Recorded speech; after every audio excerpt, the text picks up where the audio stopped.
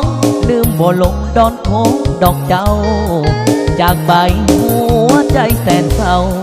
คิดถึงเจ้าสาวหาดสายคุณถึงก่อนกี้น้องยังมีไม่ตีเกื้อหนุนให้ความรักให้ความอบอุ่นลืมพระคุณน้องนั้นบ่ได้แค่ฟังดอนโค้งก็ยังคงด้วยธรรมศาสตร์จิตใจสาวโคสะอาดอายบ่อาจจะคิดลืมไหลคืนก่อนนั้นอายนอนฝันว่าเจ้าจากไปเขาวิวากับคนหาใหม่อายเสียใจตลอดเวลาเคยพายเรือเรียบล้อดอนอาวรสุดซึ้งกลางแสงจันทร์คืนหนึ่งทราบซึ้งตึงแนบกายา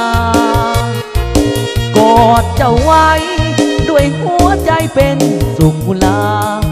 อธิษฐานต่อกันไว้ว่าหักสัวฟ้าน้องอย่าพะวง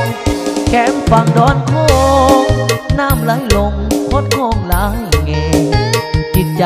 สาวอย่าพันแห่หลายเงเหมือนดังดอนโค้งจากเจ้าไปส่วนหัวใจอายลืมบ่ลงหากผลบุญของเฮาอยู่ทรงสองเฮาคงได้อยู่ห่วมกัน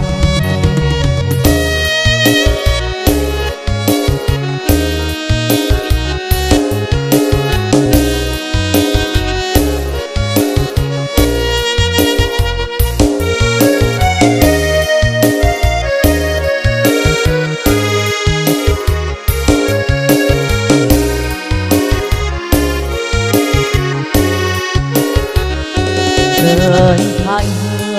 เรียบล้อดอนอาวรสุดซึ้งกลางแสงจันทร์คืนหนึ่งทราบซึ้งตึงแนบกายากอดเจ้าไว้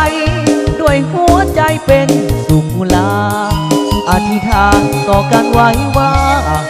หักสัวฟ้าน้องอย่าพะวงแก้มฝั่งดอนโค้ง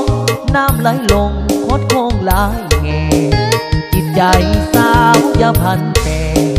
หลายแง่เหมือนดังดอนโค้งจากเจ้าไปส่วนหัวใจอายลืมบ่ลงหากผลบุญของเฮาอยู่ทรงสองเฮาคงได้อยู่ห่วมกันอภิเษกตามคำขอกันแล้วกันเด้อจากเด็กกินฮอนังเบาจิ๋วคนหนึ่งใจ2017นะ